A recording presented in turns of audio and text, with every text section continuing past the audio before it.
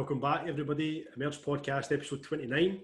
Another special guest for you today. Something a bit different for you as well, which I know a lot of people have been excited to hear and watch. Keep buzzing, man. Buzzing. So, just before we introduce yourself, Brandon, just a wee bit of housekeeping as usual. So, just to say thanks to everybody since the last episode. Again, massive support. I'll. Sorry, I know I'm cutting you off, and we spoke about this before we go on, but it was my fault. The last podcast went up in absolute dribs and drabs. I have no idea how. I don't Never know converted properly. Technology. It was just technology, man. This happens to people. But no, thank you everybody who follows, likes, subscribes, comments. Let me know. Actually, let me know that I fucked up with that. FPL Mags, wasn't it? FPL Mags. It was. FPL Mags. Got in touch, Thankfully, let me know.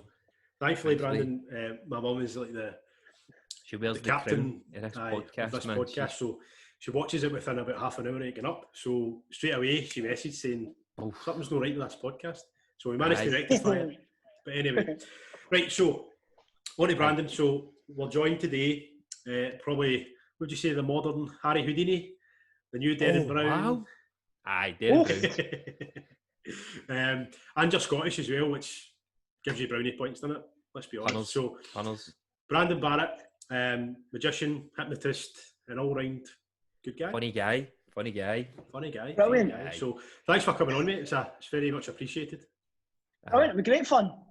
Brilliant. So obviously we kind of explained what you do, but can you maybe dive into a wee bit more detail about what you actually do as a living? Yeah. Well, cool. before we do, let everybody know where they can follow you, because a lot of people, not everybody, don't listen to the end. So get it in early, man. Get the plugs in early. That's I'd say. Right.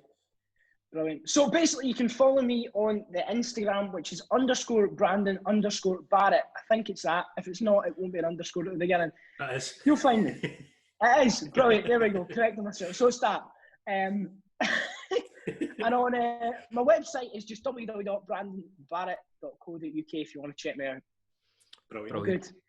Perfect. So what is it specifically you do then? Because you do quite a lot. So if you can just explain roughly, or in depth actually, we've got a lot of time. So what do you do? So what I'll do is I'll tell you what I did last year, because that's way more interesting than this year, right? Because it's I can imagine, for everyone it's been shit, right? Shit. So last year. So we're gonna fall. Oh, where are you going? Don't leave us the mood. You're not bored? That was the spirits kicking in. Brilliant. What we'll do is so last year it was much better. Obviously, because venues were open, theatres were open, and that's basically where I work. I am a mind reader and a hypnotist. Reading minds, hypnotising folk, it's pretty much it. In a show, I do a little bit of jokes, bit of that, and that's pretty much what my job used to be. I'm gonna have to fix this. Fix away. Don't listen. We've got all the time. So hypnotising, reading minds. Yeah. Magic also. So that's kind of where I started. I started with magic. That was genuinely the supermarket point. Magic, wasn't it? It was, yes. You've seen nobody gets on this podcast without me doing a very brief. Quick check on Instagram. Aye. So you'll have definitely seen the bad reviews.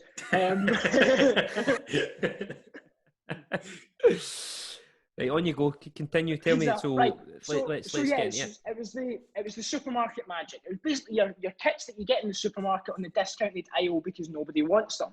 That's what I got for Christmas, and that's what got me into it. It was these tiny little tricks, and for some reason, I was just dead interested in having that thing, because I'm not very intelligent as such at school. I wasn't really that person who was great at your English or maths. I was crap at it. But then I thought this was actually something that I was better than anyone else at. So I was like, brilliant, that's the thing I've got to do, right? So as I went on, I kind of stopped getting that supermarket magic, as I called it, and started moving on to, like almost like proper tricks. That's like your stuff like maybe Dynamo does. It's just easy to, comparison it. And then a few years ago, I went on a course to be a hypnotist. This was by a TV hypnotist called Aaron Calvert. He's a good friend now. And he did this course, and I was like, brilliant. I'll go down to Manchester, I'll do a weekend course, and that was it. And I learned it, and I was like, brilliant. But I'd never had that proper confidence to, go out and do it, right? Right. So then I decided, you know what? I always kind of do this thing where I know I say I'm not confident, to do it until a point, right? So what I started doing is I started just going, why not, right? I developed that why not attitude of starting to go, you know what?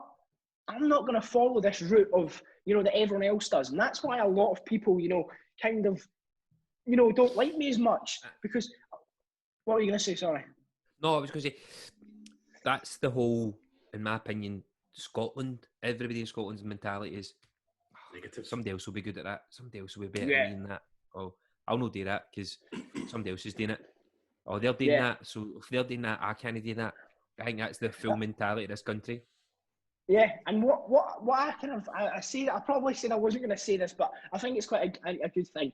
Is you can be the best thing, right? You can literally be the number one at something because nobody else is doing it, right? And that's the thing, right? I literally say to folk, I got my first ever gig by saying I was the number one at it. That was mainly because. Did you? Yeah. Oh, that's that was because you've blew over that as if that. Oh no, I did. So right, we've skipped a few steps here. So, what had you perfected?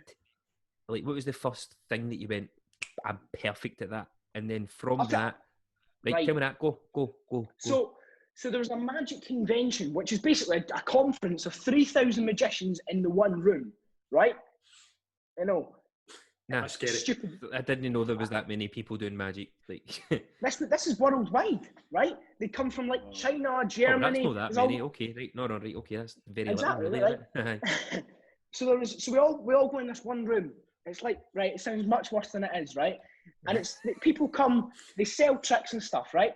And I was walking along, and I was about 14 at the time.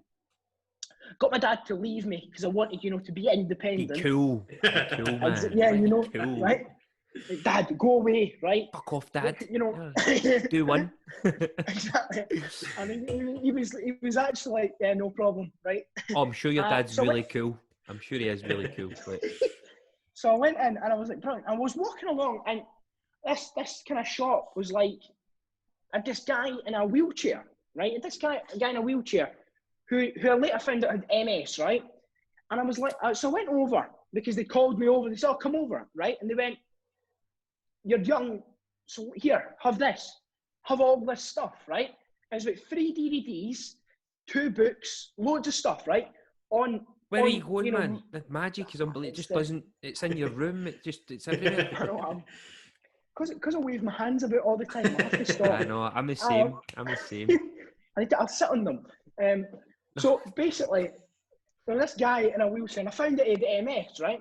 And I later found out that he used to be a really famous magician. Right. And his name was Wayne Dobson, right? He was used to be in his own TV series about the same time as Paul Daniels, right? But he got kicked off the air because...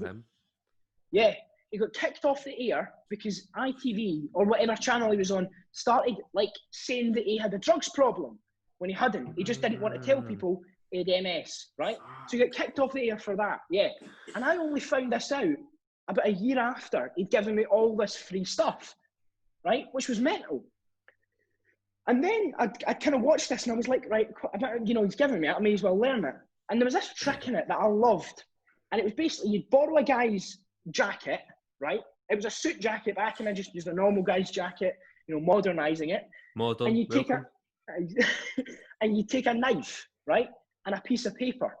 So what you do is you'd hold the target, which was drawn, and you get a knife. You hold the target in front of the guy's jacket, you take the knife, and you put the knife through the guy's jacket and through the target, right?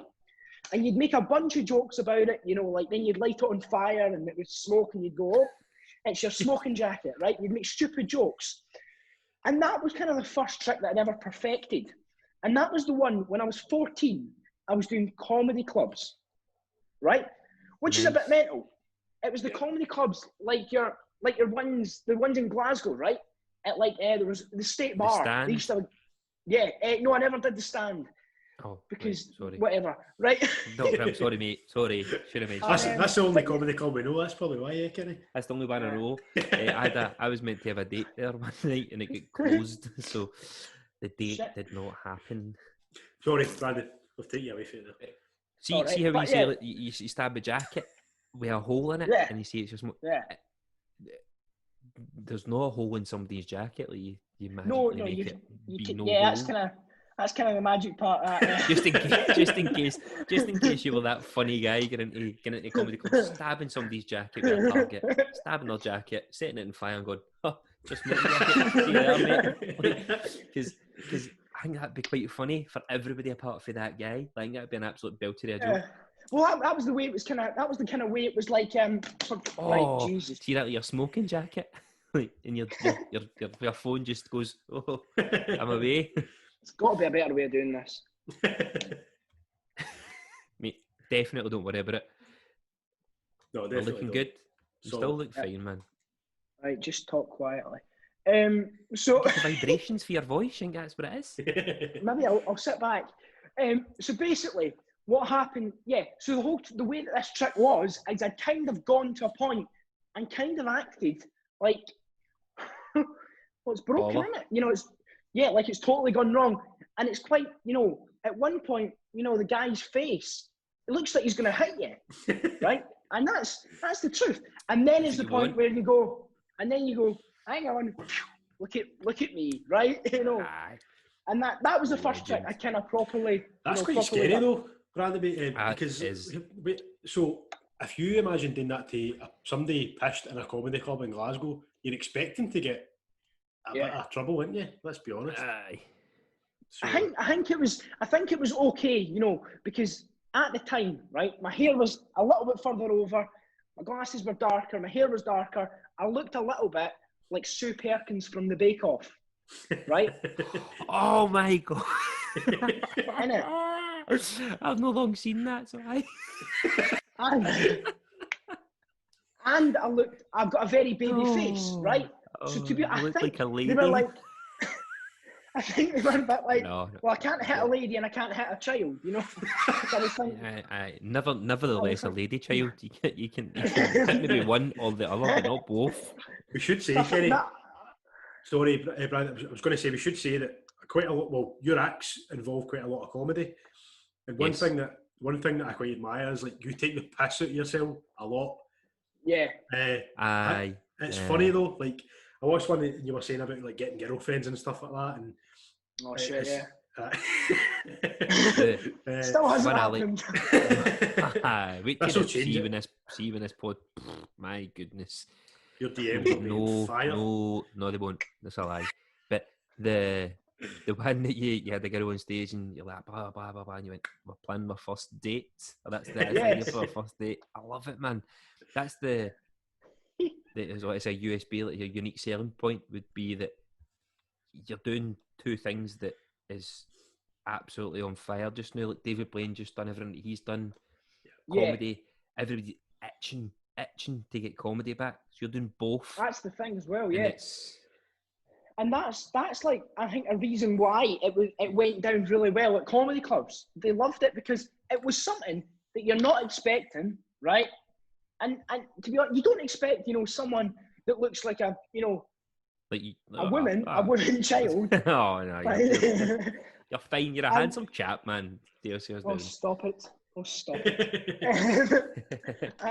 But yeah, you don't expect, you know, me to come out and start being that, you know, kind of cheeky, charming gobshite kind of. I find that, like, see, even like you're saying, that was the first trick that you mastered. Yeah. Look, how did you end up on a stage? This is like, so before you got to a stage, like whose jackets were you setting on fire? Like, were you just going like, Mum? So this will lead us on to a really funny thing, and you'll be like, no way did he do this, right? So my first ever comedy club gig, I'd say to the guy, I've been doing it 2 years, right? I've been gigging for 2 years. I never had, literally my first gig. So he gave me the gig, right? He says, brilliant, come along, November 24th, but 2 years ago. And that was when I started, 2 years ago.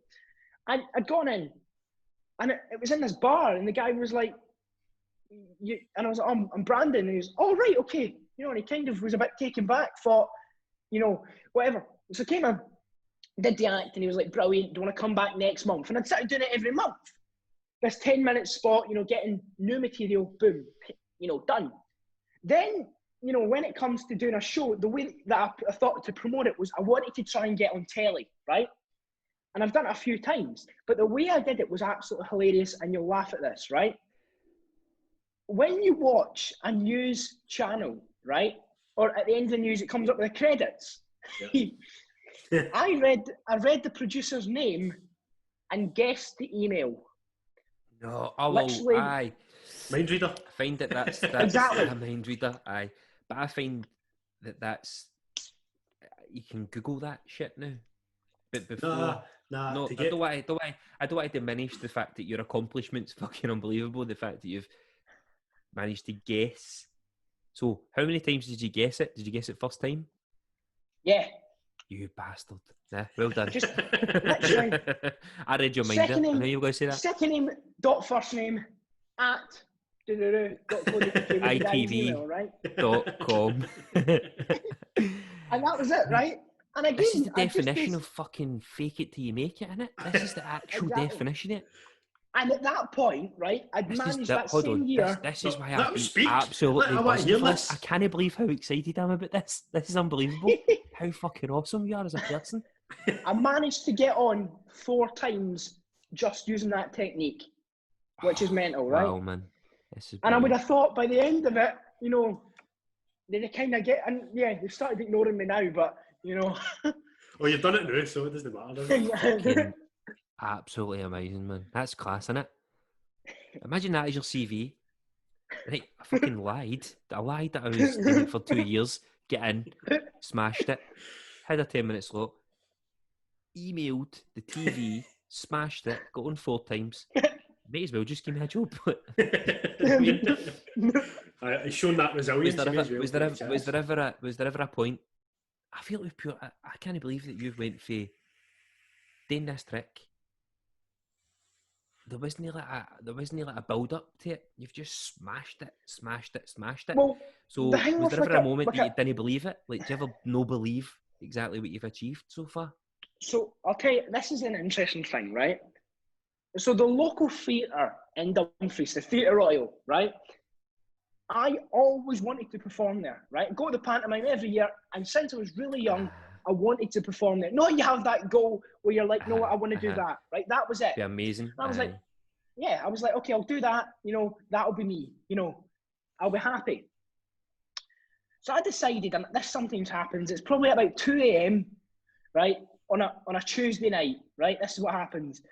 I go, fuck it, why not? And I email the person saying, oh, can I book the theatre? And he says, yeah, no problem. Here's the price. And I look at it and I go, no way, can I afford that? Yeah, right? I was like, I can't afford that. So I phoned them up and says, hi, it's Brandon's agent here. Oh my God. But I did a slightly deeper voice, and I went, hi, it's Brandon's agent here. And because we're doing multiple venues, you know, in that month, we are not, you know, outlaying cost.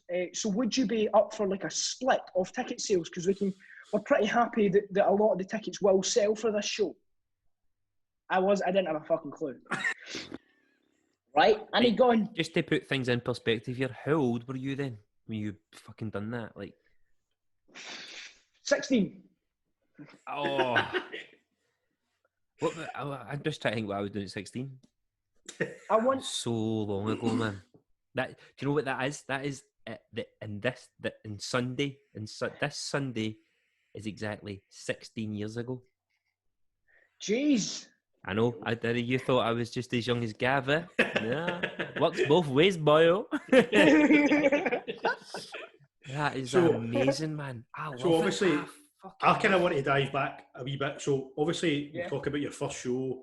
We'll talk about the Dumfries and stuff, and selling out the theatre and whatever. But see when you were going through all this process, building up to that jacket trick. See when you got it was a Britain's Got Talent. Thing you got, wasn't it? I seen the interview. So, like, did you start off with card tricks and stuff like that, and just kind of basic stuff? So yeah. Basically, everyone's probably had like that, you know, that kind of magic set, like you get from like a supermarket. Everyone's probably had one at one point. Most folk go, cheers, you know, throw it away, right? Thumbs up. That wasn't me, right? You get tricks like, you know, you take a hanky, you place it in your hand, boom, and it vanishes, right? And it's in like your thumb, right? Something like that. I know how that one is. No. I know all the magic tricks. No. Oh, God. Is it obviously in your thumb? Is it not obviously in your thumb? Does nobody know that? Come on. And yeah, so those were the kind of things I was doing, right? And then I'd managed to, like, you know, read a few more books, go to the library, and you'd find like an old book, right? It was actually quite decent. And then it would have like a bunch of other, you know, shops on the back, and I'd look at them, buy some more stuff. And at that point, once I'd had like a decent amount of tricks that I'd learned that were actually all right, I started looking at like performing at weddings. I shouldn't have said this. That was the thing that I did before performing at shows, before doing shows, was weddings, right? At this whatever age I was, right, I'd go to a wedding fair and I'd stand and I'd go, "Hi guys, I'm doing some magic. I basically do it at your wedding during the drinks reception when you're getting the photograph. I keep your guests entertained, go around and do tricks." And at that point, you know, it was going pretty well. And then I was like, brilliant, but I'm not enjoying this as much because I've done it. I don't really enjoy it. There's more. Yeah. And then I probably took the step to starting to want to do, you know, your comedy clubs. There's like, some amount. There's see, even for thinking for that, that's fucking genius, man. To think that I've been to, like I said, I'm 32 on Sunday. Like I've been to like six, 7 weddings because, you know, as you do. There's no like a magician would have been absolutely brilliant. It would have been such a good idea, it's different, man. isn't it? The crowd, it would, like, everybody's half cut. Like, what the fuck you doing, man? Like, you'd be right over there, wouldn't you? Yeah, it went down like actually quite well. Like, folk were loving it. The pictures that they got after of like their uncle going, you know, like, no way, aye, you know, things like that. It goes down quite well, but I didn't enjoy it. More. And that was you wanted more, exactly, man. You wanted more. Of course, you're hungry, man. You fucking phoned absolutely the place you dreamed of playing and said, "Oh, you know, Brandon, exactly. you know, he's a busy boy. We'll do it." How did that go? Oh, sorry, Gav, man. My excitement. I have fucking. I know. I can tell. All week, man. I've been buzzing for this. Brandon, what was so excited, man? What was part of your show? Like, what sort of stuff did you do at the weddings? Then was it more kind of tricks rather than like mind reading stuff, or what sort of things did you do? So this was like before I'd been interested in like being able to read minds and hypnotise people. This was way before, right? This was like I'd do a trick and be like, pick a card, boom, got it, shuffle it. You pick a card, but don't show me. What was your card? Is he got it? No way, right? Shuffle it again, and then I'd go, but look, it's not even in the packet because I keep something in my wallet, and then I take the card out of my wallet, and they'd be like, what? No way! And just things like that. And folk would just love it. And I think that was the thing that was more or less like, well, this is kind of what you've got to do now. It's like an extra pudding in it. You're just eating it up, man. And see when even if you know how tricks are done, like I used to watch, Brandon, I don't know if you remember it, but Kenny, you might, it's called The Masked Magician. Aye. Did you see it when they unmasked the masked magician? Aye. Was that a Spanish guy or something? Was it not? Aye, maybe feel it South America somewhere, but Jose. It was just mad. Like you appreciate it. That's exactly what it is. I watched one on. It was quite creepy, Blaine. Man. It was really creepy. It was creepy. I used to petrify you. Because you're a lot younger than me. Aye, much younger. You might grow up a wee bit, you know, you might get a bit taller soon. But kid on that shit. You need to stop doing that. I know, I'm sorry, mate. It's just such a because I signed your age here, you had to come back to me with the height. Well, things happen, Gav, you know. But anyway, so bridge and grow up. Brandon, I watched David Blaine on this morning. Right. I don't know when it was, but he basically does this trick where you've probably seen it, and it's like the card trick, pick a card, blah blah blah. And he turns on the card room, and they're like, "Is that your card?" And she's like, "No." He's like, "Is that your card?" And she's like, "No." And he's like, and he makes you think as if he's fucked this up here. And then he's like, "Oh no, wait." He's like, I think it was Eamon Holmes. He's like, "Check under your watch." And he's like, pulls the card at his watch, and you're like, "What the fuck?" And then he explains, like, you've seen how he does it, and you're like, it's still amazing. The sleight of hand is unbelievable. Like, unbelievable. So I love that idea of hiding something in plain sight, right? Like I do it in the show. The whole set of my show, right? Everything's there for a reason. There's a board there that someone thinks of a random word from a newspaper, and that board's been sitting there, but when it's turned around, upside down, it says exactly what they're thinking, but it's been there the entire time. I love that element, right? I do it quite a lot of having it there, but not noticing it. I love that. That's just something brilliant. There's so much to be said. See, things that people think are magic, but it's just right there. It's just so in front of your face. Yep. And then when you see it, you go, "You bastard, man! You fucker!" Like I knew, like I've seen it 17 times in the past hour, but I've just never. The mind's not triggered it. I'll just pull an experience when I went and seen. I was lucky enough to go and see Darren Brown in London. Oh, were you? Wow. I get that's right. Kept that quiet, Kenny. I've mentioned the whole Darren Brown thing a few times in the whole lead up to us all coming together. But I seen him. Fuck me, man! It was amazing. It was 4 or 5 years ago, maybe more. It was more, maybe 6, 7 years ago. It was amazing, man. Like I've always liked. I love magic, man. So I've been buzzing. I've been absolutely buzzing for you coming on. Everybody else has been amazing. Everybody else amazing, but this is whole like. I feel like you've got a secret. You've got a secret for everybody. You've got that secret, and this is. I feel like this is my secret coming out because I pure love it. Like so, we're doing seeing Darren Brown. It's slowly but surely the show goes on. Everybody knows how it goes. It builds up to this whole big boom. Yeah. He's took somebody on the stage. He's put them in this glass kind of. Yeah. Coffin. I will say coffin because it's exactly what it looks like, a glass coffin. And he said, if you all don't believe this is real, I'm going to go on my halftime show.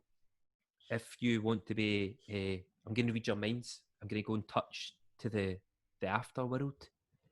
If you're interested in it, come down. I'll be able to get in touch with afterworld. Feel free. And did you go down? I was tempted, man. Like, but my Brandon, my dad died when I was quite young, and I was like, I'm going to do it, man. I'm going to do it. And I was in the upper. I was Heavens. Way back. Aye. So I was like, I'm going to go and do it. Like, go be you. Got up, walked down the stairs, bricked it. Absolutely shat myself. Up the stairs I went. It's like, it's too busy.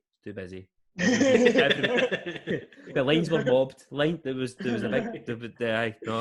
It was engaged. So there was the halftime show came and went. The seats were filled, 20 odd people. Darren Brown comes back out. Just absolute smashes it, man. Like what just talks about. He just talking to 20 odd people saying, "I'm not a medium. I am not in any way." In touch with the afterlife. That was the name of the show. I think that was the name of the show. Afterlife. I think that was the name of it. Right. Just picks out people randomly saying, I'm getting a B. And just says like a name, and they're like, oh yeah, no, was that your? Just looks for twitches. He's explaining it as he does it. Yeah, he gets right down to memories, man. I'm like, fuck me. Yeah, this guy predicted the lottery numbers. Like, come on. There's something, Brandon. I watched one with yourself, and you were on stage, and you done this again. It was a comedy element, so you had this trick where it was mind reading. You were mind reading, right?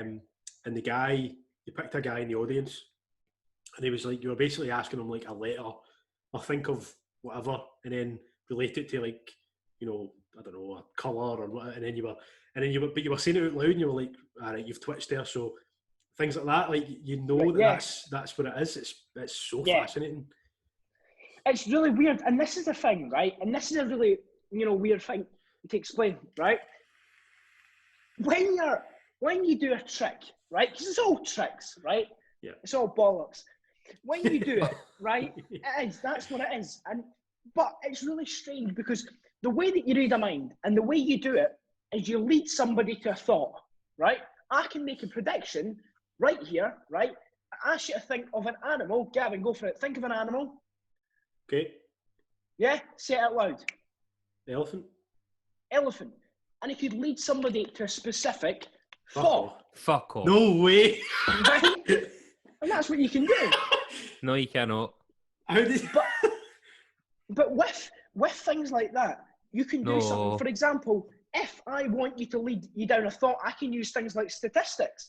For example, if I both asked you to think of a childhood memory, the likelihood of you thinking of something which is outside, would you say that's correct? Yeah. Most people would think of it outside sport.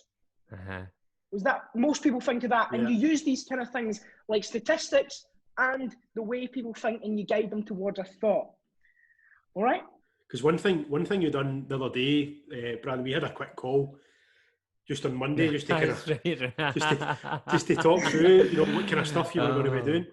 And when we asked you about the mind reading thing, you said, again, going back to statistics, you said, well, you know, I know one of you've got a scar on your knee. Yeah. And I'm sitting there thinking, what the fuck? I've got a scar on my knee. Aye, but of the both of you, I've got a scar on my knee as well, but you've got a really good scar on your knee. I've got multiple scars on my knee. Aye, so that was like a freakily weird. Aye, and it was the same. It was over Zoom. It was mad. It was as if we turned up to talk to you with shorts on. You saw a scar on my knee. Like, yeah, it was really cool. And then like the vegetable thing as well. Like think of a vegetable, boom, it's a carrot, brilliant. And I'm like, what? It's a carrot. So it's so fascinating. Like you say, like you'll obviously get better with experience as well. So you can lead people down these things that you say, and the way you say it as well. Do you know what I mean? That can come across. The way you perform. So what would you say that your speciality, like cards, minds, props? It's hard to do, isn't it? I'd say, right? Are you really good at everything? No, I'm jack of all trades, me. Shite at the moment.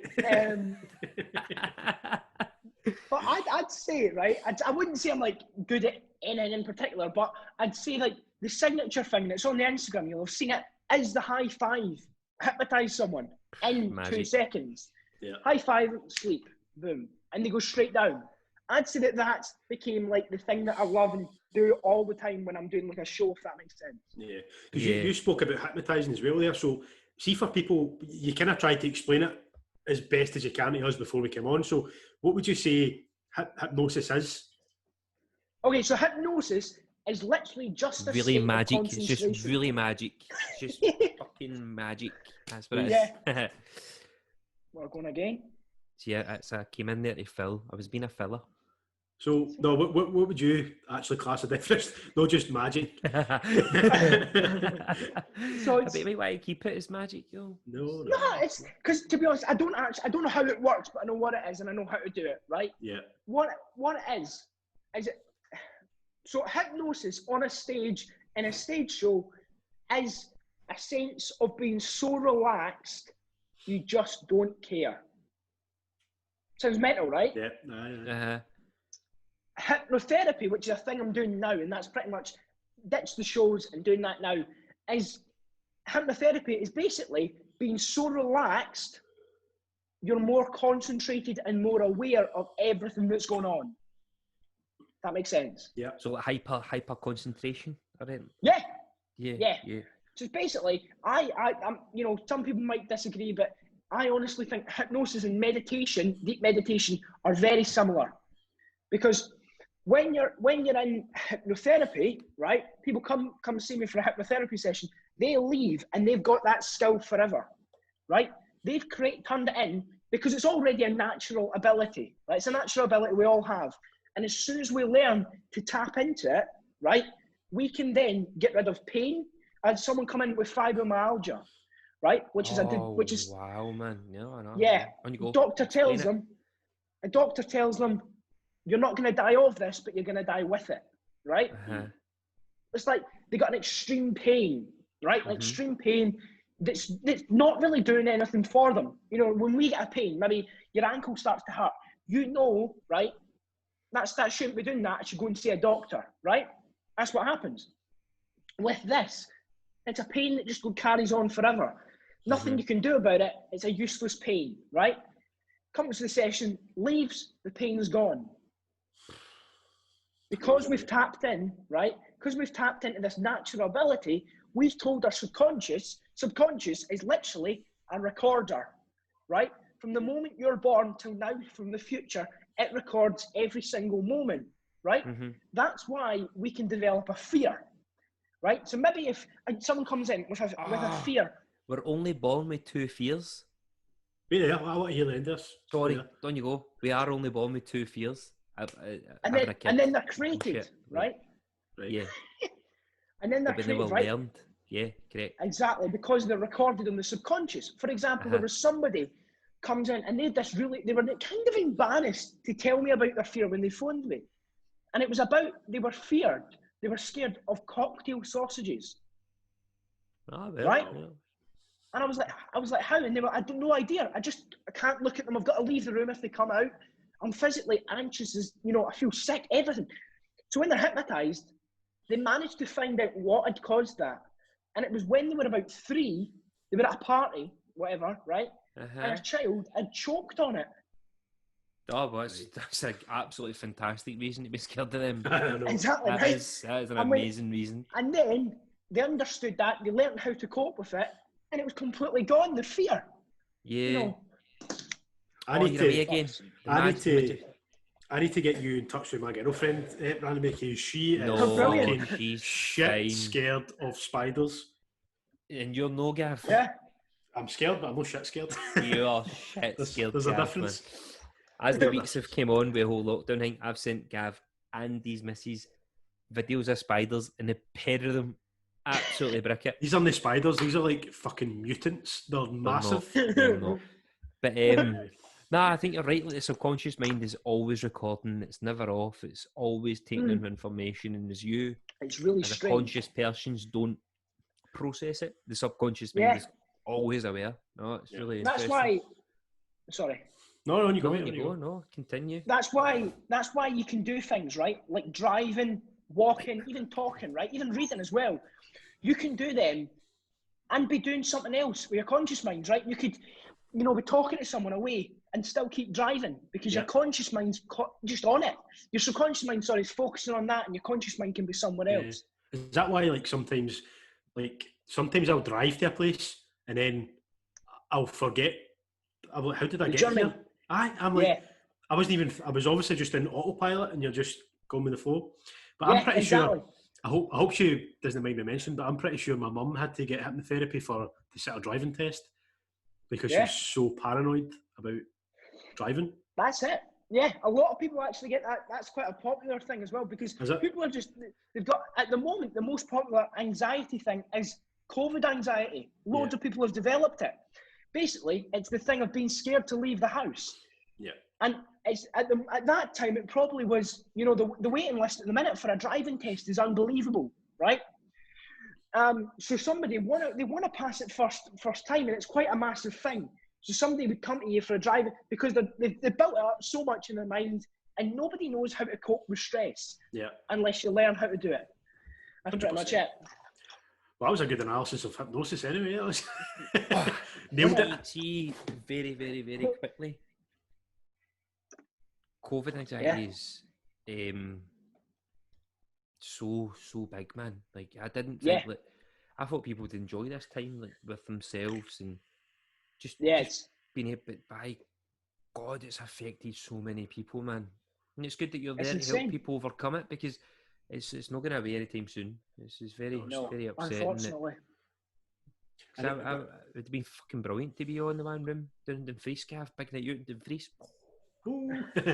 And the Theatre Royale. Aye, just selling it out. That's what we would have done.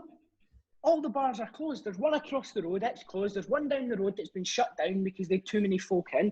The nightclub down there, it's all closed. It's mad. To be fair, you can understand why people are anxious who have got underlying health problems and because they're especially the media who probably enhance it so much. But I feel they might be on a par just now. Like the country of Israel has went back into lockdown. France is on the cusp of it. as the studies and everything has went, we're 3 weeks usually, with the way it's all went, is behind France. This fucking podcast better start making money again. But see just on lockdown actually, Brandon. So obviously you've been doing Zoom gigs and stuff like that. How have you managed to kind of? Obviously it's totally different. You know, you can't get the same sort of vibe for people, and you can't express yourself as much as you probably could on a stage and connect to the audience. So how bad and good has it been for you? Has it kind of taught you some new things, but also hindered you in other ways? I absolutely hate it, right?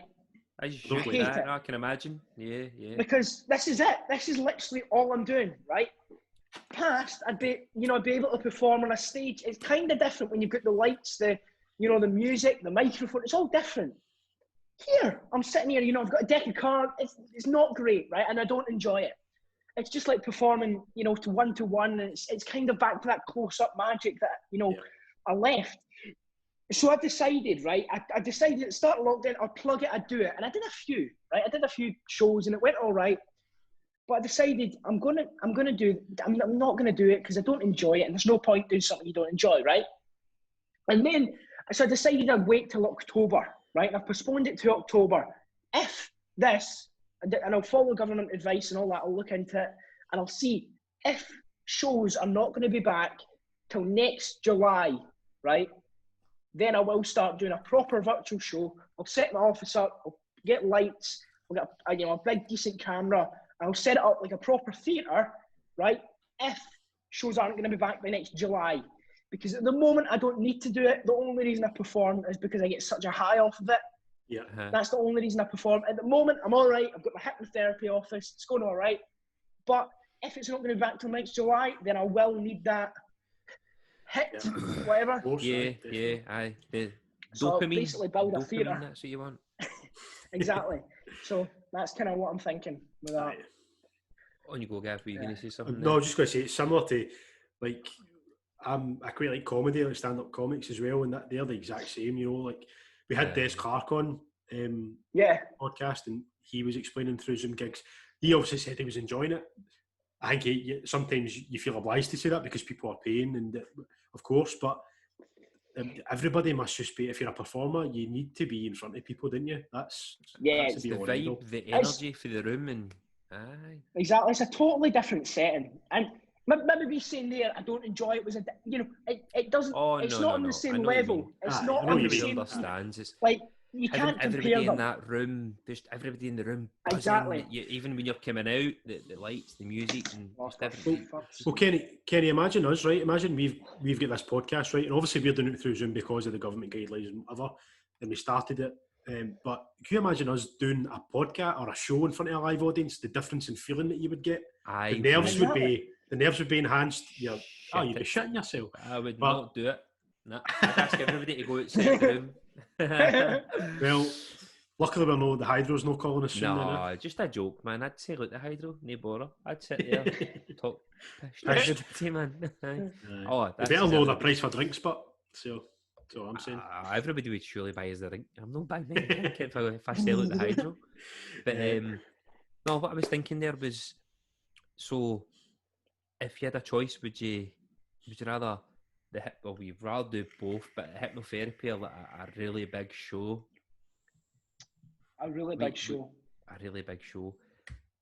It's got to be. I just feel, I don't know, the hypnotherapy thing, like that show, the ability to change somebody's... Well, this is it, right? To change somebody's fucking brain. It's unbelievable, man. Like, yeah.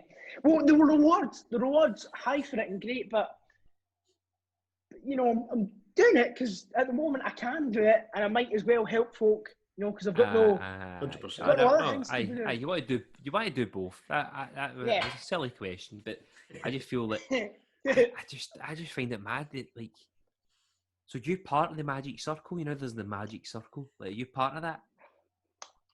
What's the magic circle? Because I've never heard of this. I just found out about it in London. Is it London? I thought it was a global thing. Right, let's let Brandon explain it then. She didn't even know what it was. I just need to shut. No, but I don't know how I've heard it. The magic circle, right? The magic circle's got its HQ in London, right? basically, it's a place that's actually I've never been, but I've seen photos, right? And I've seen like the vlogs, right? And it's got its own theatre inside. It's got like a museum of like Penn and Teller, two Las Vegas magicians. Amazing, right? Legends. They're cool, man. They're like totally changed everything. Didn't follow a path, which is absolutely brilliant. They do a bullet catch, right? The guns, the glasses, the helmet. If a bullet catch, you know what that is? It's a very old trick in magic. You get a bullet, you get your initials put onto the bullet, you get it into a gun. The magicians stand at the opposite side of the stage. Boom. Someone fires the bullet and they catch it in their teeth, right? If you didn't know what a bullet catch is. The props that Penn and Teller use are in the HQ in London, right? So it's got a bunch of like other things like Tommy Cooper, and it's got a fez that Tommy Cooper wore. I think it's got like things like that, right? Yeah. Somebody's deck of cards.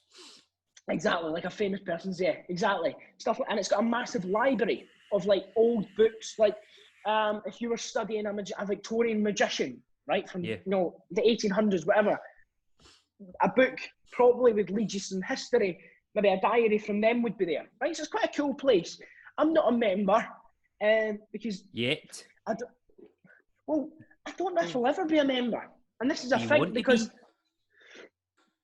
I don't know. Because I don't. Good answer. Fucking awesome answer, man. Not pressured into a decision. Love that. Because that was a thing actually. Someone taught me that. If you don't want to say yes or no, say the sentence. That's interesting. Brandon. Sorry. I just want to say Kenny was the person for me who kind of installed that a wee bit in me. Is like I remember sometimes in college and stuff, Kenny, or even when we were mates afterwards. Like, see if you said something. And my natural instinct was to kind of agree, even if I didn't agree with it. And I remember one time me saying something, and you obviously could tell that I was no thinking it. And you're like, just say no, or just say whatever it was that you're thinking. And then ever since that, it's weird. Like I always think. Remember ever telling you that. You definitely did. That's amazing. Aye. So it's good. Like as you say, like that was a good answer. It was a good answer because you're not getting pressured into saying, I believe that or I don't believe it. You'd be like, nah, I don't know. I get a great belief in anybody. Like I feel body language speaks 5-10 times more than their actual answer.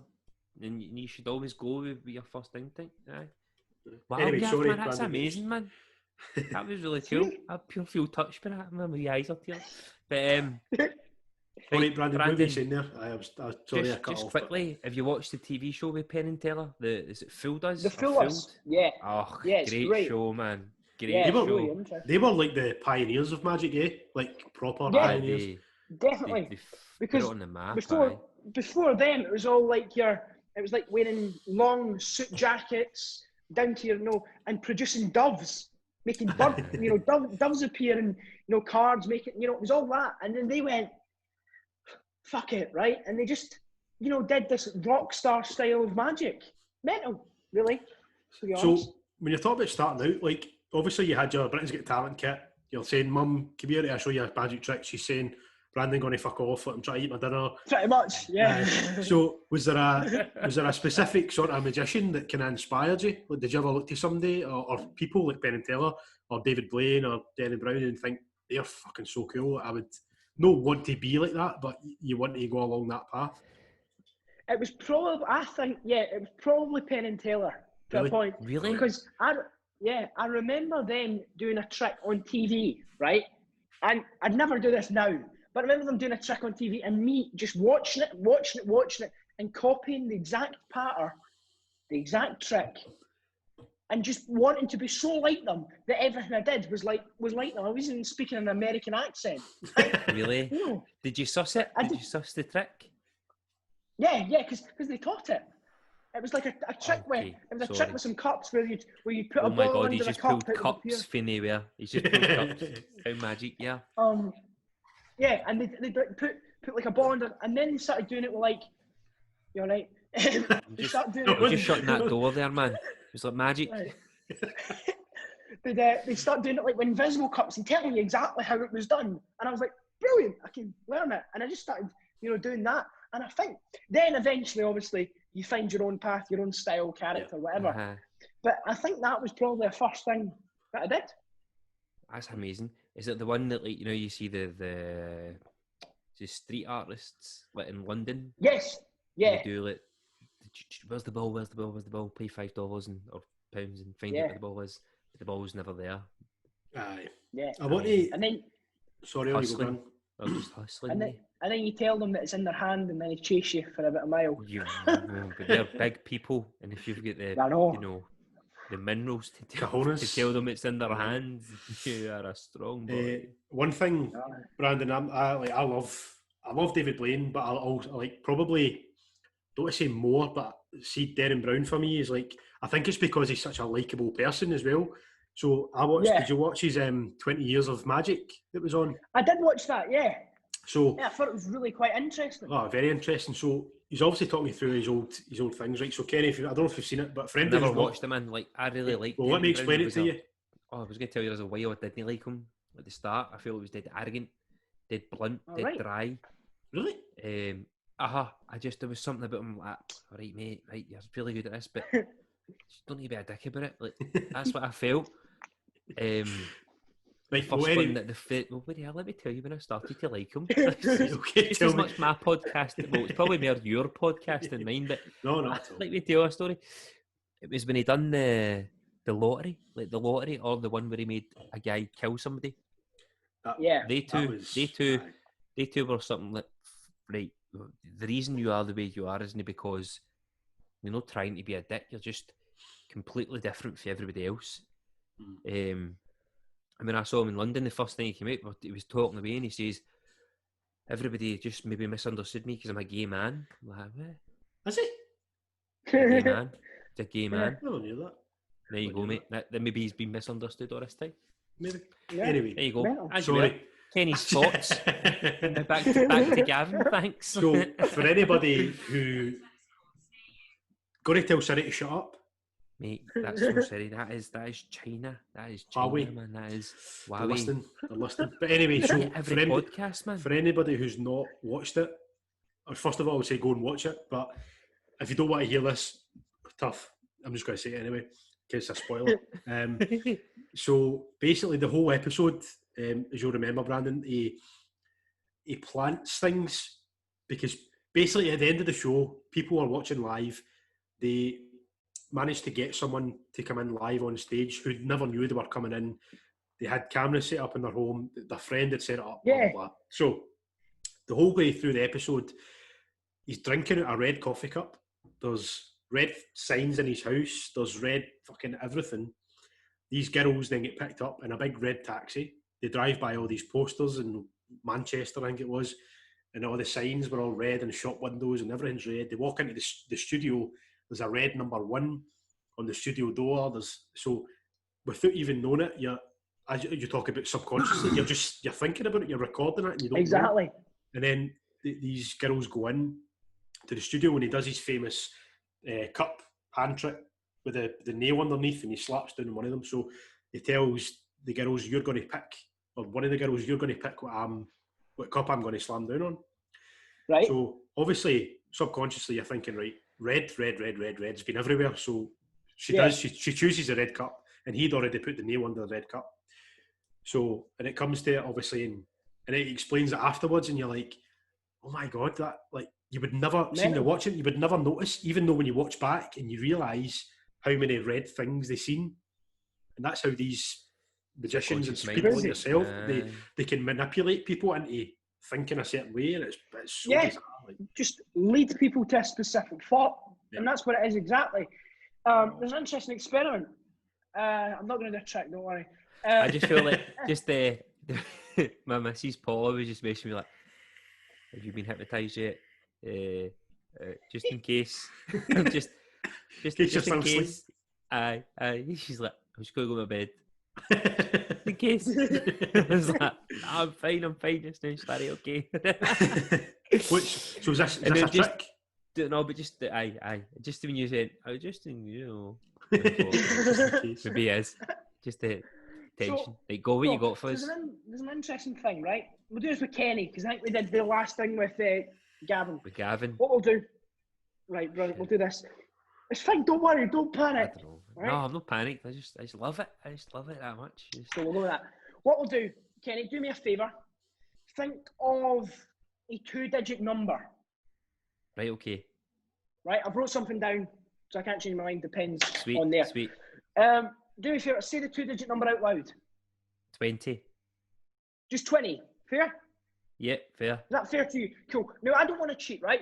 Gavin, if I asked you to think of something else, I want to do this. So as I said, what I've said is guiding someone to a thought, right? It's got to be a specific thought. So let's do something else. Gavin, if I was to ask you, right, to think of your star sign, right? Jeez, right? That, right, is a wee bit easier than a number, right? Because guessing a number, a 2-digit number, well, there's so many possibilities, right? A star sign, I couldn't just go Capricorn or whatever, right? I couldn't do that. You're smiling. What was it that? Bastard, it was it? You're a Capricorn, Gav. Yeah. I'm your fucking cool. good pal, man. The idea you're star sign, man. It's weird. But that could have been guessing, right? But the number couldn't. What was the number again? 20. 20. Now I wrote down a number. If I wrote down 20, that would be completely impossible, right? What are you holding? Shit. No the way! Yes, that's my business card, by the way. No. So, that's all to do impressive. with guiding someone towards a thought. The number, there's no way I could have guessed that, right? Because you're guiding the thought. Yeah. Maybe the star sign, I could have guessed, or maybe I'm just a god, right? Who knows? Right? Maybe even on Facebook and check my birthday.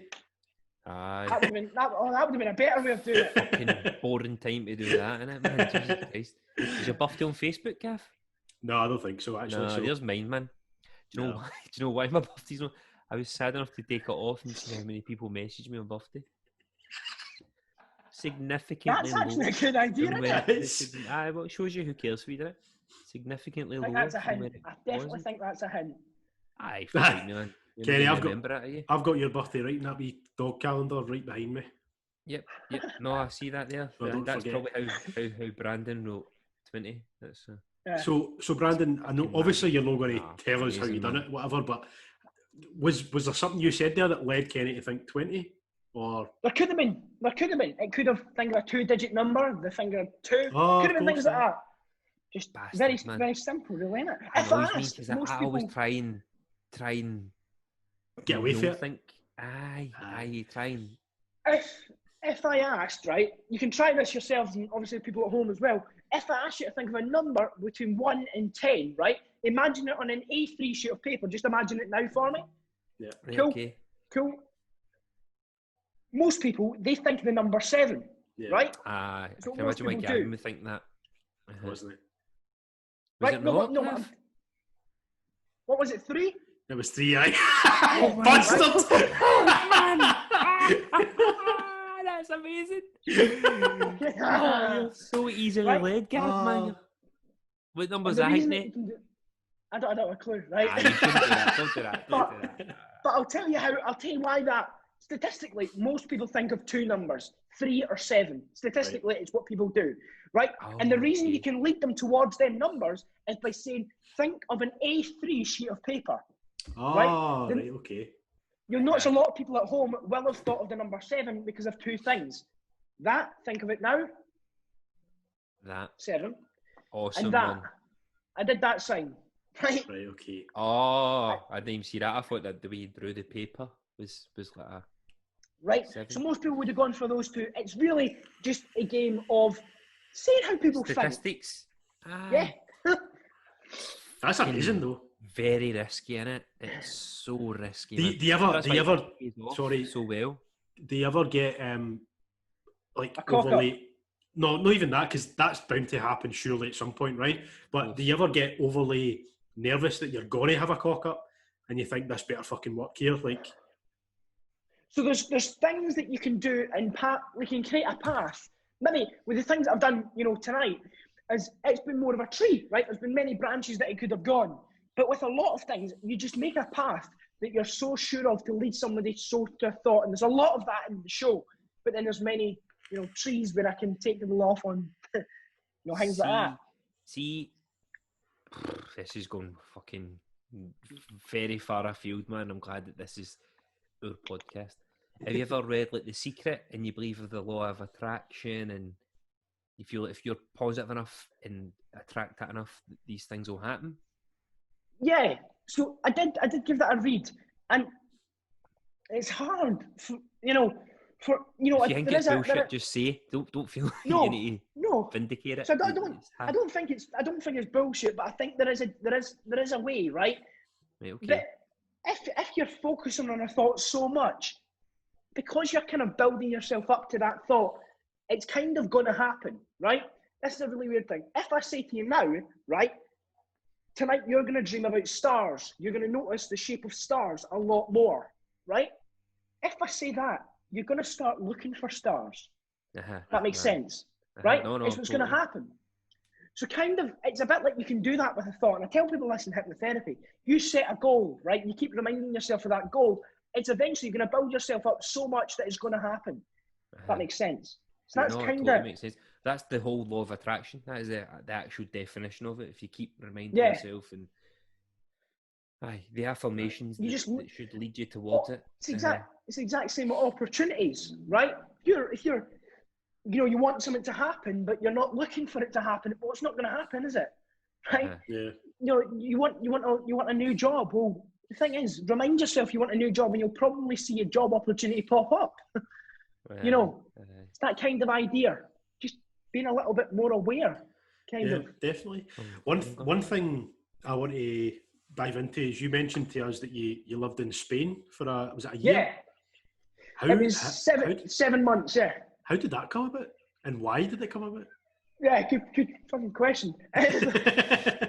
So I was at school at the time, right? I was still at school, and you were decided still at school.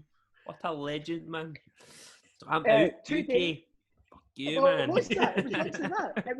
It was 2 days. I'd gone in, got to do my exams early because I says, well, I'm not staying. I'm buggering off.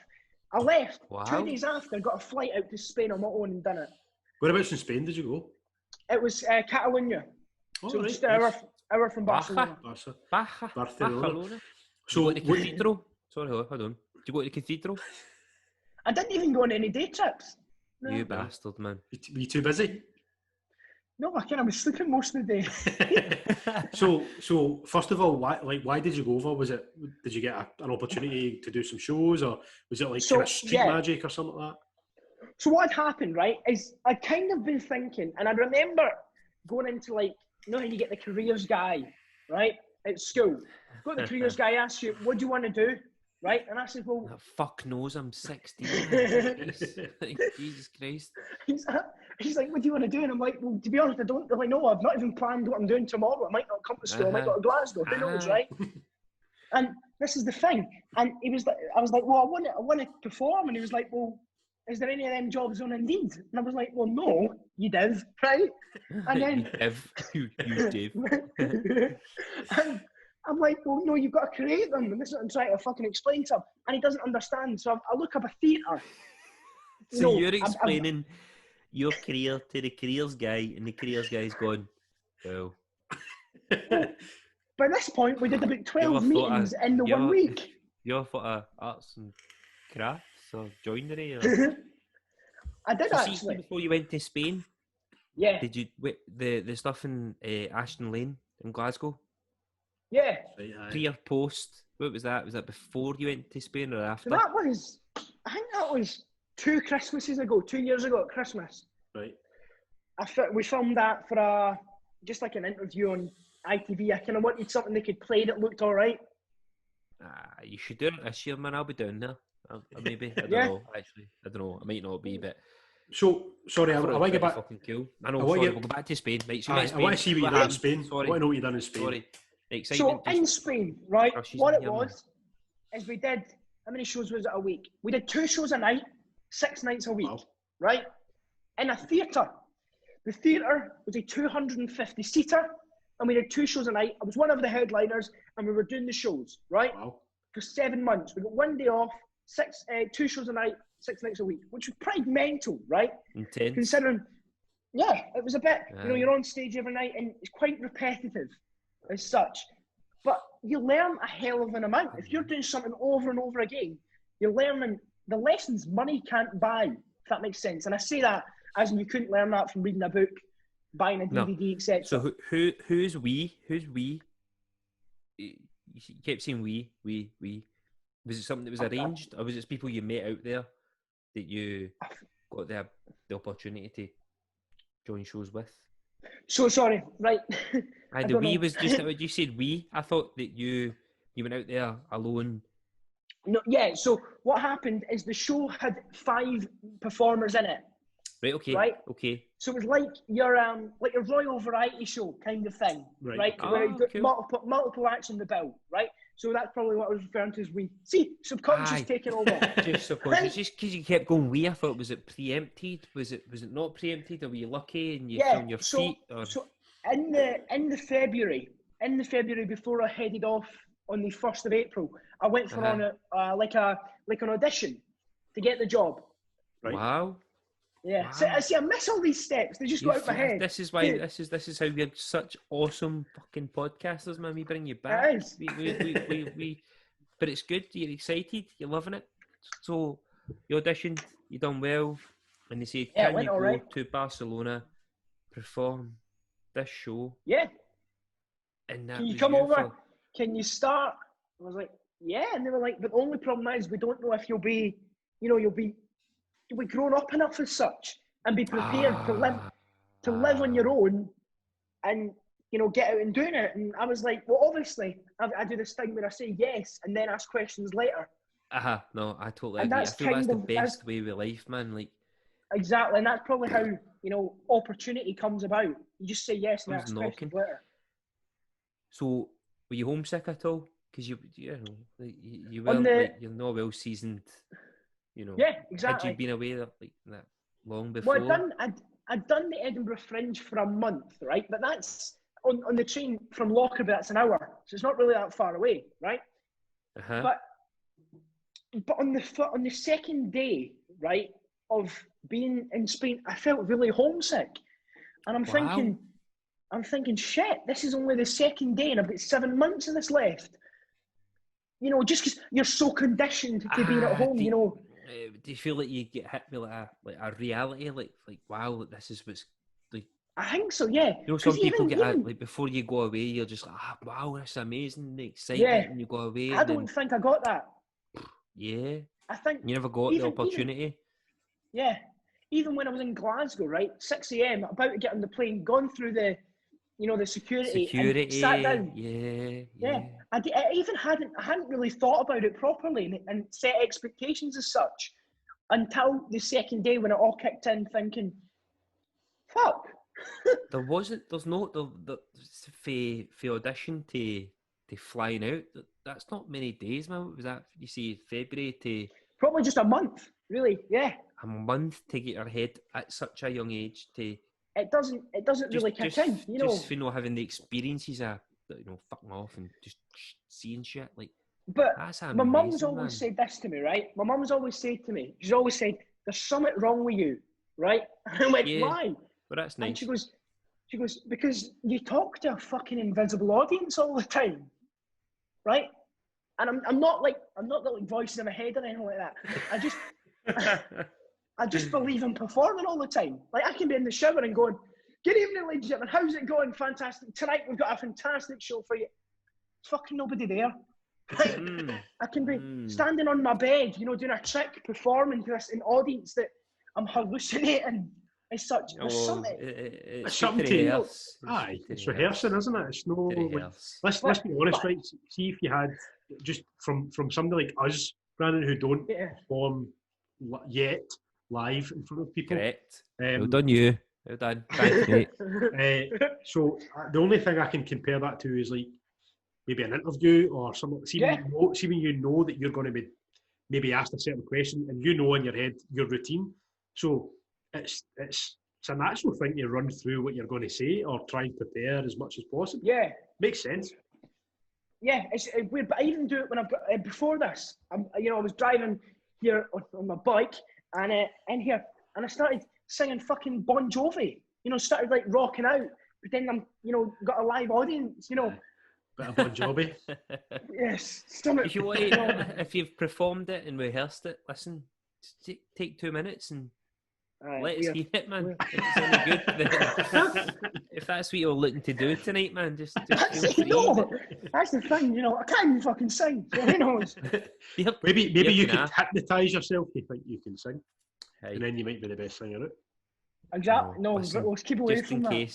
Just in case Gaffy clicks his fingers and we go, man. There we go. I know. Don't tempt. But one thing, Brad, I want to kind of touch on. I know we've spoken a wee bit about Darren Brown and stuff like that, and kind of tell her see David Blaine. What would you class him as, first of all? Because so this is an interesting one, isn't it? Because he kind of his first. If you look at his first ever TV appearance, right? Oh, he sits on This Morning like this. Yeah. Doesn't fucking speak, does he? Yeah. That is mental, isn't it? To be able to pull that off and not seem nervous, right? You know, something you could go on telly, right? And you could sit there and not say anything, and for it to seem nervous, but it seems so like he's meant to do that. Okay for him exactly, to do it. Yeah. Aye. Which is insane, right? But it's interesting, right? Watching how he changed over the years from, doing this trick of going, watch. And just, that's it, right? Yeah. Watch. And then, Watch me. Kerry just disappeared there like magic, eh? And then, like... Baby gate undone. I'm struggling for the baby gate. No, he's toilet. I've got it, a magic. What are you saying, sorry? I feel like he's going to bring a giant banana or something. I feel like there's a prop guy coming up. I think he's just away for a fish. Oh, right. Well, that won't be a giant banana, will it? So David Blaine. Yeah, but it's interesting how he's changed over the years. Yeah. And from being, being able, right? It takes bloody ballsy to be able to go and do that thing which nobody else has ever done, not to really know how it'll go down, with a massive opportunity like a TV show, and be able to go, fuck it, let's try this. It's incredible. So Did you see him explaining why he done it? I haven't seen that, no. No, so I'm going to butcher this, right? So, but basically he said that he was in the green room beforehand, and obviously they've got different guests and stuff that are sitting there. And somebody had said, like, imagine you just went out and never said anything. Right. And that's pretty much what he done. And then, because when he went back on This Morning, remember I was saying about the trick he done with the card under the watch and stuff? Yeah. He apologised to Eamon on it, and he said, "Oh, I know the last time I was on here, I didn't speak to you kind of thing, but there's the prop." It wasn't a banana, but it was yellow, so... Yeah. So, what are you talking about? You could hear everything we were saying. But David Blaine's he's a very interesting character, and the thing is, crazy. When we speak about what he actually is, see, when you ask him, he doesn't even describe what he is. Like he's like, well, it's interesting because his show last year that toured the UK was called Real or Magic, right? Because kind of, to be honest, I'd class him as a superhuman, right? Because I know, I totally agree. He can do these things that are just completely possible, but fucking impossible, aren't they? He does this thing where... Did you watch the full... What was it called, Gav? The whole thing with balloons? Up. It was fucking up. Yeah, it was the thing. Ascension. It's called Ascension. Right. I didn't watch the full thing because I was out when it was like live. So I watched the highlights, but that's mental as well, isn't it? Oh, to be able to even the vision, right? We've probably all had that thought when watching the movie Up of going, fuck, I'd like to try that. That'd be funny. God, but do you know what the guy for Up or not, man? Like, when we really look at you, like, you could be the old guy for Up. I'm just saying, man. Like, was it you? Has Disney nailed you? Have they got you? Did Disney contact you? I'm quite I'm quite glad for a minute I did think you meant you did mean the small fat guy. No, that's me. Like, you fucking bastard. It's small. If you say small, it's gap. But no, like I was getting to that point there before. As he goes through it, as he speaks, I watched it maybe stupidly because nobody else seems to have watched it from beginning to end. It's like fucking 3 hours long. That's but he shows his process, doesn't he? Yes, he shows exactly from beginning to end. It's not a trick. It's just the progression from being able to, and he takes like celebrities. He takes not normal people. It's all celebrities, athletes. Yeah. From the ability to hold a breath from maybe a minute 30 to 4, 5, 6 minutes. And it's just for the process, if anything, it's hyperventilating and over-oxidising their bodies.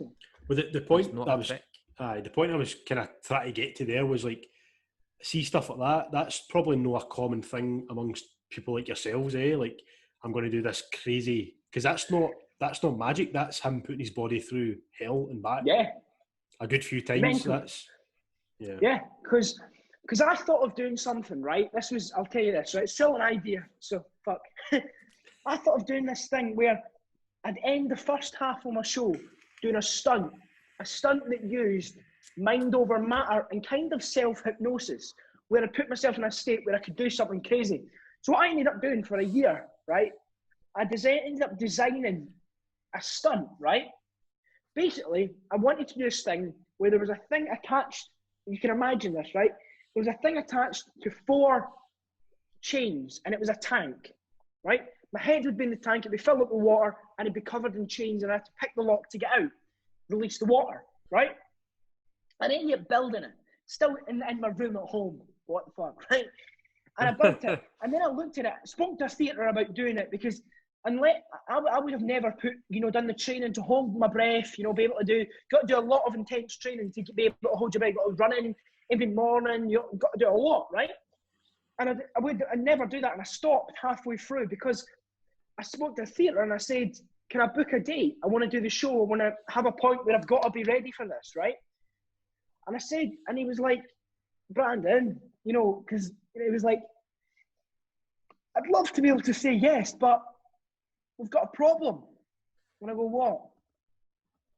Water flooding the whole fucking stage. And I was like, crap. I never thought about that. And he was like, back to the drawing board. So I went back to the drawing board, designed a tank, right? There was a fish tank that was foldable, collapsible, never been invented before. A tank that was foldable, could fit in a suitcase, right? But basically, your head would go in it, something would go over it, and you'd be locked in this tank like that with handcuffs behind your back, and it'd be filled with water. You'd have to pick 2 padlocks and pick handcuffs to get out of it, right? And I designed this thing. I started training for it, started doing it, and I posted it online. And I got guys from America who are like quite well known in the magic industry, right? Messaging me saying, holy crap. No, I've been trying to design something like this for years. Trying to design a portable, thing that I could transport, to events.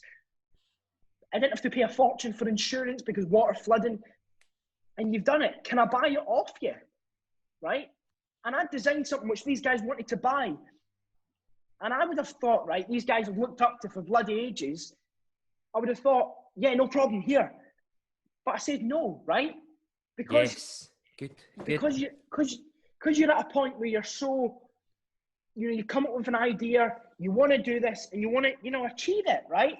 I was like, no, fuck off, let me do it, Yeah, but it's putting, definitely. Like, the training, back to the point, sorry, I went on a tangent. Back to the point That's a good tangent, man. That's a fucking awesome tangent. The training for a stunt is insane. And that's why I say it's superhuman to train for a stunt. Mental though, isn't it? Oh, it's crazy. Well, come on, finish the fucking tangent you've been on there, man. What happened? Did you do the trick? Did you sell out? You sold out? Well, the show was booked. Show was booked for May this year. Ah, shite. Yeah. Sake. I had 2 shows, and I was doing 2 shows, wasn't I? Right, Brandon, have you got that with you, and 2, have you got her as a water? I haven't actually, right? It should be marvellous. What I'll do is I'll send you a photo of them. You know, I'll send you a photo of them so you can see what like they look. Aye, definitely. They look fucking crazy, so they do. Right, so that's amazing, man. So, do you think you'll do it this year? Do you think you'll perform that this year, or do you think it's out? My next live show, I plan to do it. Yeah. When's that? It's a good question. Well, when? we don't How long's a piece of string? Yeah. But Brandon, see when you get the go ahead, let us know because I want to see that. Yeah, 100%. The mental. I'll be so scared to see it, man. Right, but future plans. Obviously, everything's up in the air as we say. But where do you? What's the plan? If everything was say January, you know, are you just planning more shows, live shows, and that's your kind of? Yeah, that's kind of it, really. Just plan. I would want to do. This was the goal for this year, but things are postponed, obviously. Of course. It was to do a live theatre show every month, like a decent one, like a decent sized theatre. You know, doing that every month. So that's hopefully going to be a plan, or you just get back performing is another thing. Simple as that, really, isn't it? You know, if you ever need him to get hypnotised, Kenny's your man. Brilliant. Kenny's your model. I'm daft enough to tell people I've got a boat, which I don't have. So I stick to my guns when it comes to that. But just how good was it to sell out the oldest musical hall in the world? Like that was mental, right? Fucking awesome, eh? Like. But it was my first ever show that I'd ever done. So to make it even mental. Even better. Fucking insane. Because to get the gig, right, again, I kind of said I was more experienced than I was. Because done it again, man. You've got to... Oh, for fuck. Oh, no. Oh, he's back. There he's there. Fucking hell. Thought you'd lost you. Went on your biggest success story ever, man. Oh, fuck. Yeah. But I'd kind of say to them I was a lot better than I was. Because I didn't have a clue. And that's the thing, right? You've got to learn on the job. And unfortunately, that was it. The show was shit. Being 100% honest, it was absolute bollocks. And it was, looking back at it now, I think, how the fuck did I even step out the house doing that? It was shit. Oh, God. Like, how bad in what terms? Like so... I compare it to something now. Fucking unbelievable now, or what? Like 1 to 5, right? Planet? On a scale from 1 to 5. What's 1? Shite. 1 is shite, right? But like, 10, what is 1? Fucking amazing. I've guessed your card, and I've got the wrong card. 1. I would just call it a laugh. Oh no! I fucking managed the tricks, you bastard, right? So you were a 2 then. You were at least a 2. Right, yeah. The tricks, you know. But the pattern wasn't there, and it wasn't a show, right? Because a show, right? Exactly. A show is the flow, is the emotion, the movement, everything, right? In a show, you've got to have a bit of that, you know, taking the piss at myself. That's like a vulnerability, isn't it? Yeah. Exactly. You've got to have vulnerability. You've got to have a bunch of different things put into a show, and I just didn't understand any of that at that point. So it was literally tricks, a couple of jokes. Good on you, man. It's probably a 3. Aye, well, there you go. I think you're selling yourself short here. I didn't see it, but I would imagine it was better than what you think. You're selling yourself, Gary. Consider yourself very lucky, all right? But that's what I think maybe a lot of people miss out on. See the fact that you're willing to do it in a comedy aspect. Yeah. There's a lot to be said with it because you're obviously a great performer when it comes to magic, but the comedy spin on it, it takes you to new heights, doesn't it? Because when you think about, Kenny, if I was to say to you right now, name a magician there's no one springs to mind. I know Darren Brown has got comedy set of kind of elements, but he factored over the years. He slowly introduced it. Yeah, he's got moments, isn't he? He's got moments. That's the way to put it. He's got moments, but he's not. Your show seems to be built around magic and comedy. There's a good balance. It's definitely like a pot, because this is it, right? And this is a really interesting thing as well. I was told when I started out, I was like, a lot of people spoke about character. And, you know, I never really, you know, character to me was like there's Wallace and Gromit. You know, that's what a character was. It was never, you know, oh, he's that kind of character. I never really thought about it like that. So I'd ask people, if they said that to me, I went, what is a character? And they went, well, you know, you could be like a clown, you know, like a slapstick type of, you know, Laurel and, you know, Stan Laurel, something like that, right? That's a character. And I was like, all right, how do I find my character?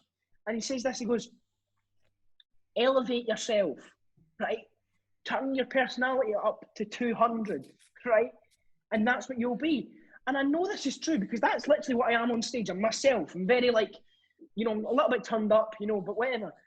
But I know this because when I was at school, right, I was in a classroom and me and the teacher didn't always get on because we both had a personality and nearly clashed. How dare you? I know exactly, bitch.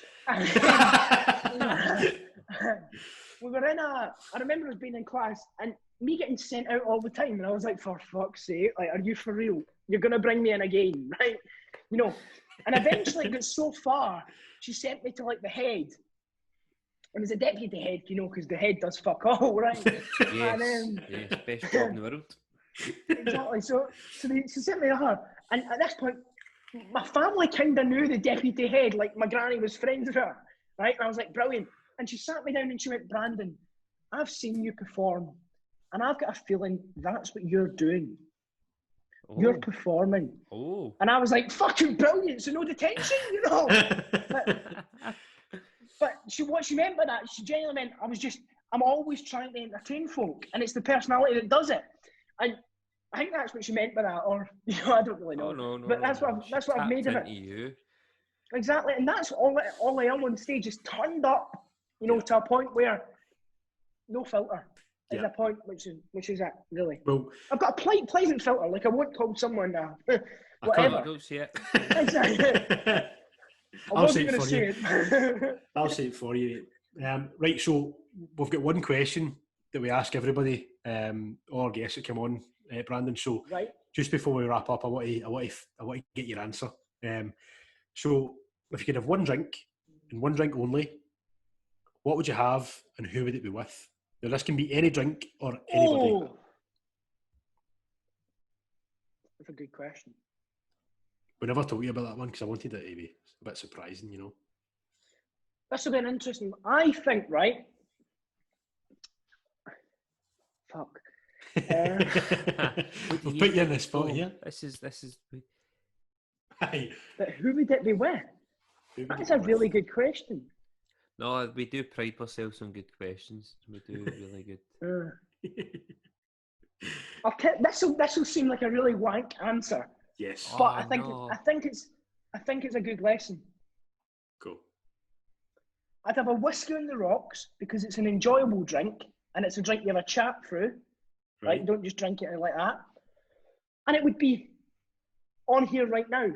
Oh. But there's a reason for that. There is a reason for that. That's not because, a wank answer.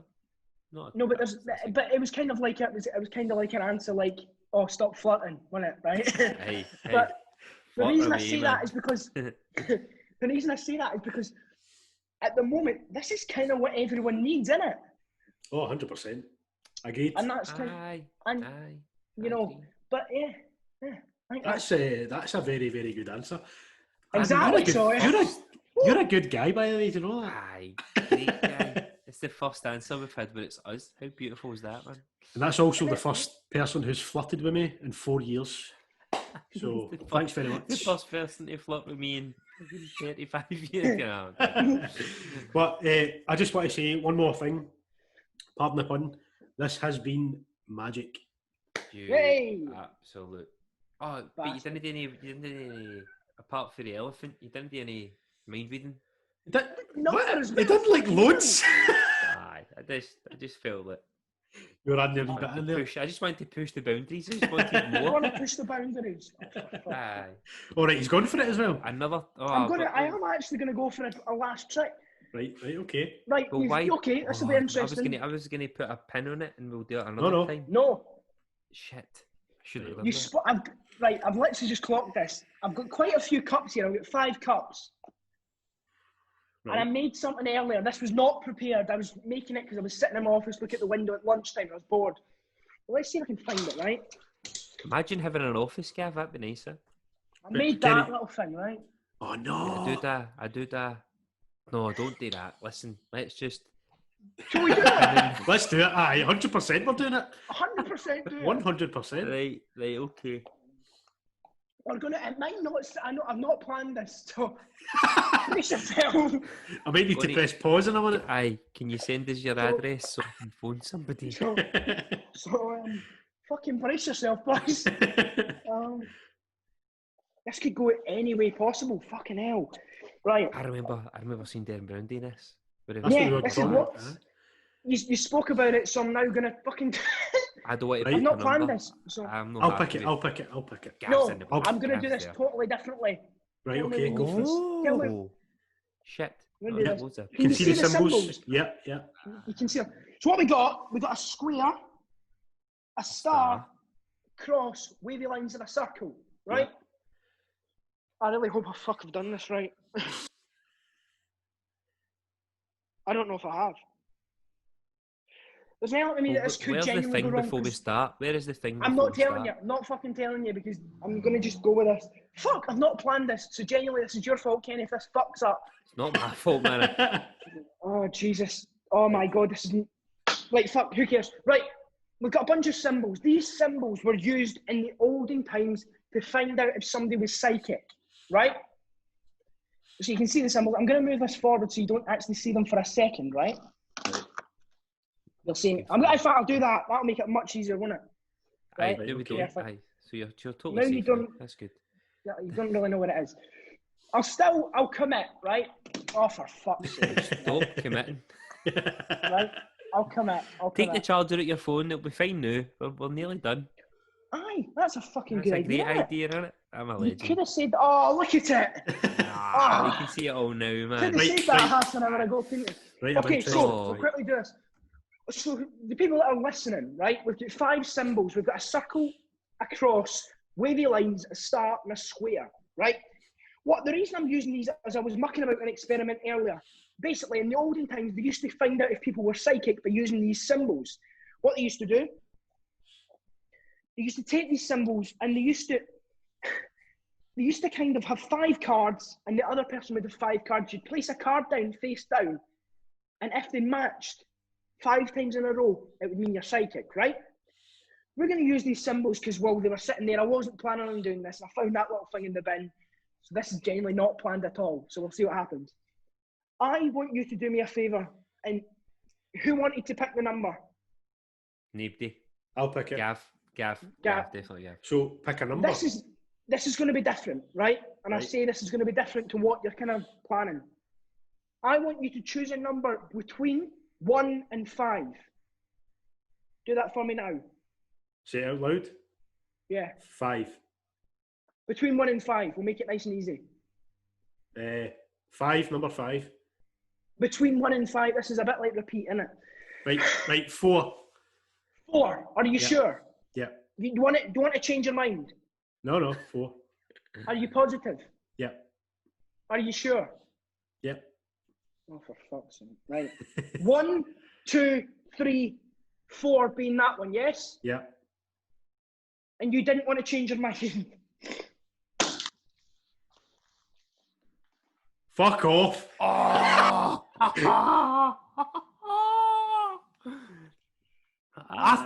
Do you know? See when he said, no, did I say it between me?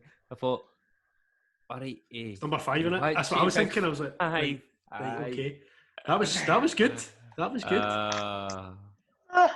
You're going to make yourself 5 new cups now, but I liked it.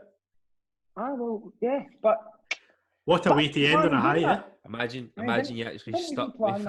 Imagine you fucking stuck with 5. But no, it's even interesting. I showed you this at the beginning. Yeah. I even said the influence thing. Showed you this at the beginning. How many's in it? 4. Aye. There we go. Oh, but you said 5, Gav, which was quite good.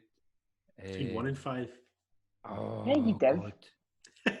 Aye, but if you'd said 5 and you went and stuck with it and you said, right, well, day 5, boom, boom, boom, and you'd done it, the process that Darren Brown does, you could have upped it.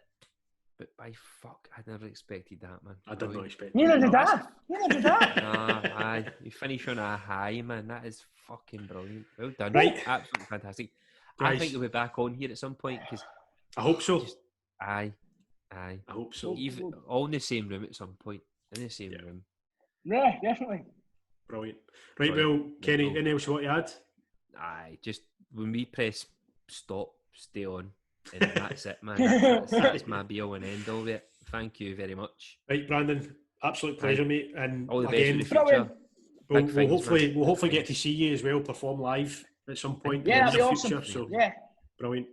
Right, everybody, thanks for listening. Thanks for listening. Take care. Please head on to YouTube, Spotify, Apple, Google, all your major streaming platforms. Aye, start listening. That's it. Aye. All right. Right, guys. Catch you later. Bye-bye.